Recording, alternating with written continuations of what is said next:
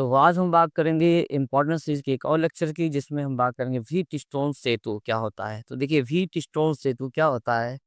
Wheat stone सेतु England के professor George wheat stone ने क्या किया था? 4 प्रतिरोध लिए। इसे ऐसे समझिए जैसे आप एक्सपेरिमेंट कर रहे हैं, आपके पास 4 रेजिस्टेंस हो, 4 प्रतिरोध हो, उसको जोड़िए 1, 2, 3, 4 और एक बना दीजिए चतुर्भुज। तो इन्होंने भी क्या किया था कि 4 प्रतिरोधों को जोड़ करके एक चतुर्भुज बनाया। फिर उसकी एक विकर्ण में धारा मापी। देखिए दोस्तों ये चतुर्भुज है, तो इसे विकर्ण कहा जाता है और इसे विकर्ण कहा जाता है। यानी कोना से कोना जो मिलाएगा उसे विकर्ण कहा जाता है। तो व्हीटस्टोन ने 4 प्रतिरोधों को जोड़ करके एक चतुर्भुज बनाया। उसके एक विकर्ण में धारा मापी। अब धारा मापी क्या है, चैप्टर 4 में डिटेल्ड में डिस्कशन होगा, लेकिन अभी जानिए कि धारा को मापता है या धारा का संसूचन करता है। किसी परिपथ में धारा है या धारा नहीं है। इसमें एक सुई होती है, जैसे मान लो यहाँ कुछ नंबर्स लिखे हैं, हाई नीडल लगा हुआ है। अब ये नंबर आगे पीछे जाएगा तो बताएगा इसमें कितने एम्पियर की धारा है उस परिपथ में जिसमें ये लगा होगा, या फिर ये बताएगा कि उस परिपथ में धारा है भी या नहीं। तो धारा मापी क्या करता है, धारा का मापन करता है, संसूचन करता है। और कह सकते हैं कि ये इसे गैल्वेनोमीटर सॉरी गैल्वेनोमीटर है इसमें कहते हैं, इससे हम लोग वोल्ट मीटर और मीटर में भी चेंज कर सकते हैं। ये सब डिटेल में डिस्कशन चैप्टर 4 में होगा। अभी जान लीजिए कि व्हीट स्टोन ने क्या किया था, 4 प्रतिरोधों को जोड़ करके एक चतुर्भुज बनाया। उसके एक विकर्ण में धारा मापी तथा दूसरे का संबंध बैटरी से कर दिया। 4 प्रतिरोधों को जोड़ करके एक चतुर्भुज बनाया, एक विकर्ण में धारा मापी और दूसरे का संबंध बैटरी से कर दिया। फिर चारों प्रतिरोधों को बढ़ा करके घटा करके कुछ इस प्रकार वो व्यवस्थित करते हैं कि धारा मापी में विच्छेद शून्य, मतलब बीच वाले जो विकर्ण में जिसमें धारा मापी लगा उसमें धारा जाएगी ना। विक्षेप शून्य होने का मतलब वहाँ धारा शून्य है। और जब विक्षेप शून्य हो जाता है तो शून्य विक्षेप की स्थिति में हमने देखा कि किन्हीं भी 2 प्रतिरोधों का अनुपात बचे हुए 2 प्रतिरोधों के अनुपात के क्या होता है, बराबर होता है। ये व्हीटस्टोन ने किया था। और एक बहुत अच्छा इनका उपयोग भी है। व्हीट स्टोन सेतु की सहायता से मीटर ब्रिज बनाया गया, मीटर सेतु बनाया गया, जिसकी सहायता से हम अज्ञात प्रतिरोधों को ज्ञात कर सकते हैं। जैसे यहाँ से मान लीजिए बहुत दूर तक कहीं लाइट खराब हो जाए तो बीच में कितनी दूरी पर लाइट खराब हुआ है, मीटर सेतु की सहायता से हम उस फॉल्ट को चेक कर सकते हैं और आसानी से ठीक कर सकते हैं। विभव मापी का भी यहाँ से संकल्पना आया, विभव मापी को बनाया गया। और सबसे इम्पोर्टेंट बात, न्यूमेरिकल जब हम लोग लगाते हैं वहां भी व्हीटस्टोन सेतु का उपयोग होता है। चाहे प्रतिरोध का न्यूमेरिकल हो, संधारित्र का न्यूमेरिकल हो, जिसमें भी संयोजन है वैसे न्यूमेरिकल्स में हम व्हीटस्टोन सेतु का उपयोग कर सकते हैं। जैसे मान लो कि यहाँ पर 4 संधारित्र ऐसे जुड़े हुए हैं, 4 संधारित्र ऐसे जुड़े हुए हैं और यहाँ बीच में एक संधारित्र लगा दिया गया है। इसके बाद यहाँ 2, 6, 4, 12 और यहाँ 10 माइक्रोफैरड के संधारित्र हैं, सब माइक्रोफैरड के संधारित्र हैं। तो देखिए अगर इन दोनों का अनुपात, अब बच्चे क्या करेंगे, सबको जोड़ना शुरू कर देंगे, इसे भी जोड़ेंगे इसे भी जोड़ेंगे, तो ये कठिन हो जाएगा। इससे बचने के लिए क्या किया जाता है कि देखा जाता है इसका इसका रेशियो 2 3 जा 6, इनका रेशियो 3 आएगा, 4 3 जा 12, इनका भी रेशियो 3 आएगा। तो दोनों का रेशियो 3 आया यानी कि सेम है। तो अगर इन दोनों का अनुपात इन दोनों के अनुपात के बराबर है, इस बीच वाले में कोई धारा प्रवाहित नहीं होगी, यानी इस संधारित्र का कोई उपयोग नहीं है। इसको हम हटा देंगे, इन्हीं जोड़ लेंगे इस श्रेणी में, इन्हीं जोड़ लेंगे इस श्रेणी में और फिर जो आंसर आएगा उसको कर देंगे समांतर में। और इस तरह से आसानी से ए और बी के बीच हम संधारित्र तुल्य धारिता को ज्ञात कर सकते हैं। ऐसे ही प्रतिरोधों में भी दोस्तों कहीं भी 5 प्रतिरोध 5 संधारित्र दिखे तो पहले चेक करने की क्या बगल बगल के संधारित्र या प्रतिरोधों का अनुपात बचे हुए 2 संधारित्र या प्रतिरोधों के अनुपात के बराबर तो नहीं है। अगर बराबर है तो बीच वाले को छोड़ देंगे, बचे हुए को श्रेणी और समांतर की तरफ से जैसे भी वो जिस संयोजन में वो जुड़ा होगा हम उसे सॉल्व कर लेंगे, जो आंसर आएगा वही आपका हो जाएगा। यानी संधायक का जो संधायक या कह सकते हैं प्रतिरोध है, उसमें हमें ये बात भी देखना है कि व्हीटस्टोन सेतु की सहायता से अगर 2 का अनुपात 2 के बराबर है, तो बीच में कोई करंट है इसको छोड़ देंगे, बचे हुए का हम लोग संयोजन करेंगे, जो कि आसान हो जाता है। और अगर हम ऐसा नहीं करते हैं, तो ये डिफिकल्ट क्वेश्चन होगा जिसे हम शायद सॉल्व भी नहीं कर पाएँगे। तो इसलिए व्हीटस्टोन सेतु अपने आप में क्या है, बहुत इम्पोर्टेंट टॉपिक है, ठीक है? तो हम लोग बात करेंगे व्हीटस्टोन सेतु ने क्या किया था। देखिए व्हीटस्टोन सेतु ने 4 प्रतिरोधों को जोड़कर व्हीटस्टोन सेतु ने प्रतिरोधों को 4 प्रतिरोधों को जोड़कर क्या बनाया? जोड़कर एक चतुर्भुज बनाया। व्हीटस्टोन सेतु ने 4 प्रतिरोधों को जोड़कर एक चतुर्भुज बनाया, जिसके एक विकर्ण में जिसके देखिए यहाँ पर मैं ऐसे कुछ फिगर भी बना दूं, जिसके एक विकर्ण में ये देखिए एक विकर्ण में धारा मापी तथा दूसरे का संबंध बैटरी से कर दिया। इस तरह से एक विकर्ण में धारा मापी और दूसरे का संबंध बैटरी से। हाँ मैं प्रतिरोध दिखा दूं ढेर सारा, जो भी है 3-4 तो ये देखिए ये प्रतिरोध हो गया, तो पी क्यू आर एस प्रतिरोध मान लेता हूं। अब व्हीटस्टोन ने क्या किया, 4 प्रतिरोधों को जोड़ करके चतुर्भुज बनाया। एक विकर्ण में धारा मापी, इनके के एक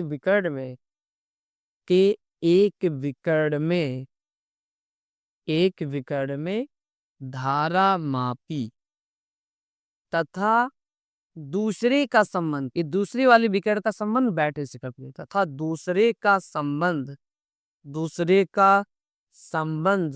किससे कर दिया? बैटरी से कर दिया। दूसरे का संबंध बैटरी से कर दिया। फिर चारों प्रतिरोधों को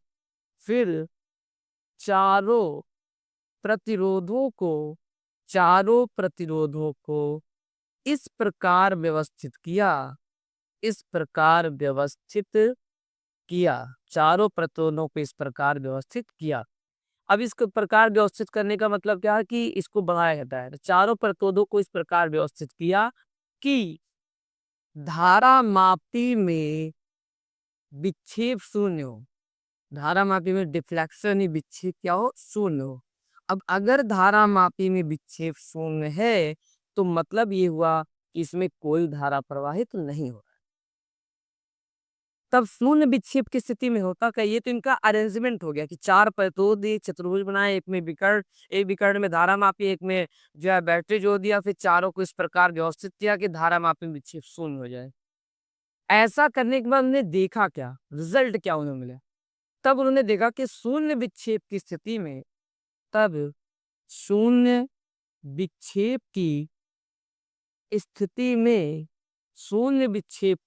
में किन्हीं दो प्रतिरोधों का अनुपात किन्हीं दो प्रतिरोधों का अनुपात किन्हीं दो प्रतिरोधों का अनुपात शेष दो प्रतिरोधों के अनुपात के बराबर होता है। शेष दो प्रतिरोधों के अनुपात के बराबर होता है।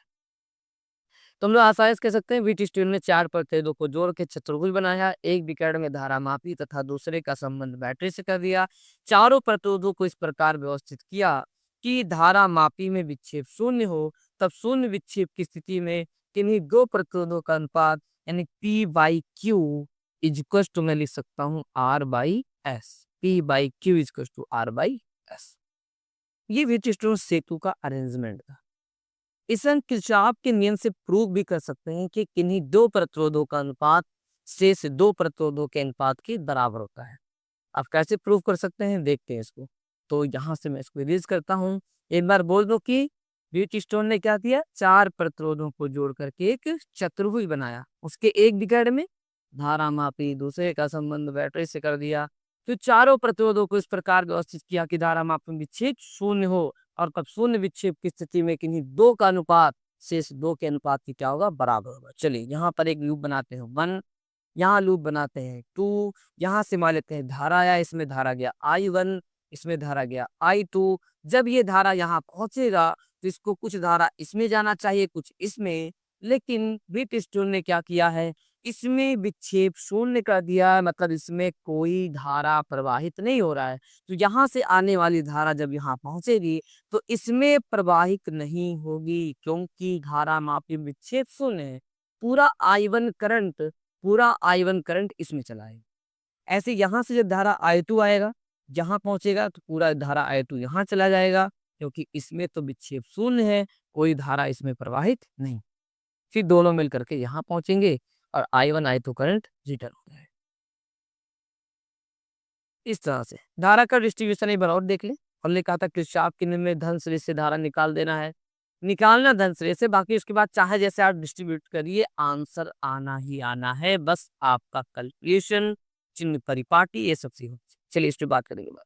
तो यहाँ से धारा पहुंचे हम दो ब्रांच, I1 इसमें I2 इसमें, यहाँ पहुंचा दो ब्रांच, कुछ इसमें कुछ इसमें, लेकिन इसमें उन्होंने विक्षेप शून्य कर दिया है, मतलब इसमें कोई धारा प्रवाहित नहीं हो रहा है, तो पूरा धारा इसमें आ जाएगा। और फिर यहाँ से यहाँ अब देखिए लूप 1 में किरचॉफ का नियम लगाएंगे इसे प्रूफ करने के लिए। तो किरचॉफ का नियम जब लगाएंगे, देखिए कैसे घूमेंगे हम लोग, देखिए ऐसे नहीं, क्लॉकवाइज घूमना है ऐसे।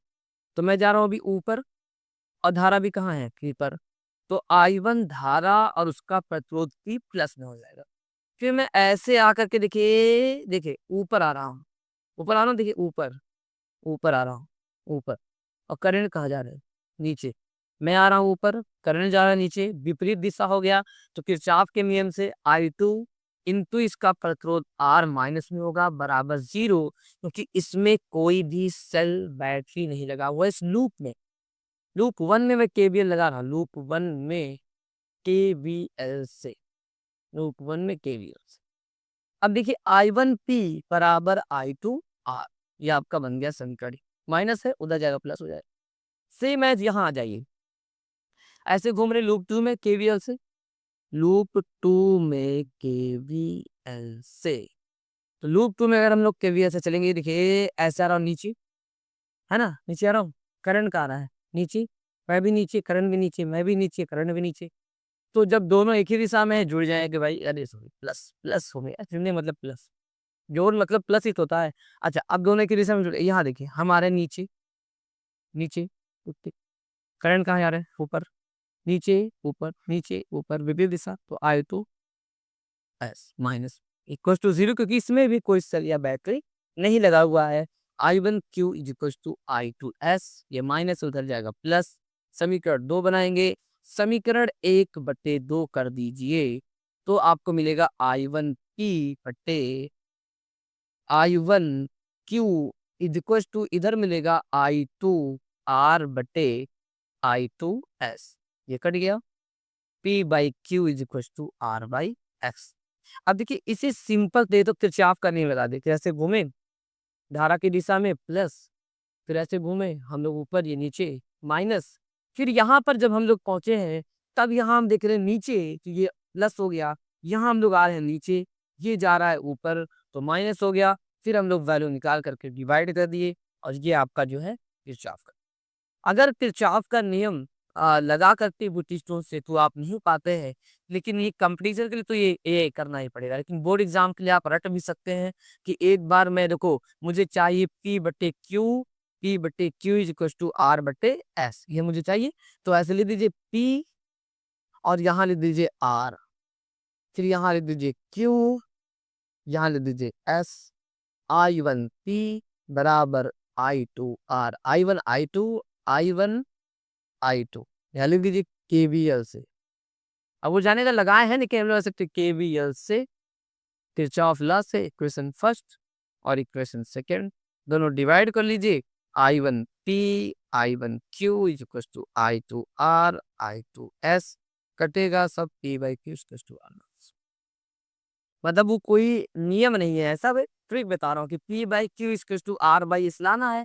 अब एग्जामिनर कौन सा जान पाए, आप देखिए ना कि मैं किरचॉफ का नियम लगा रहा हूँ, केवीएल लगा रहा हूँ, मैं लूप 1 में चल रहा हूँ, लूप 2 में सब लिखिए। लेकिन मान लीजिए आपको इस दिशा-उशा के साथ एंटी क्लॉकवाइज़ या क्लॉकवाइज़ चलने नहीं आ रहा है, तो जो प्रूफ करना है P, Q, R, S proof करना है। लिख दीजिए लूप 1 में किरचॉफ के नियम से पी, क्यू, आर, एस लिखने के बाद I1, I2 इक्वल्स टू समीकरण 1 I1, I2 I1, I2 equation second लो डिवाइड कर दीजिए आ जाएगा। अब उसे लगेगा कि आप वैसे ही बताएँ। बाकी तो किरचॉफ का नियम लगा करके व्हीटस्टोन ब्रिज का ये प्रूफ करना ज़रूरी है। क्लियर है? तो व्हीटस्टोन ने क्या किया 4 प्रतिरोधों को जोड़ करके एक चतुर्भुज बनाया। उसके एक विकर्ण में धारा मापी और दूसरे का संबंध बैटरी से कर दिया। चारों को इस प्रकार व्यवस्थित किया कि धारा मापी विक्षेप शून्य हो। तब शून्य विक्षेप की स्थिति में इन्हीं 2 प्रतिरोधों का अनुपात शेष 2 प्रतिरोधों के अनुपात के क्या होता है? बराबर होता है। और उसके बाद किरचॉफ का नियम लगाएँगे। आपका I1P I2R मिलेगा। एक तरफ आपका I1 क्या ये जो है Q I2S मिलेगा, 2 डिवाइड करेंगे और कटेगा आ जाएगा P/Q = R/S। थैंक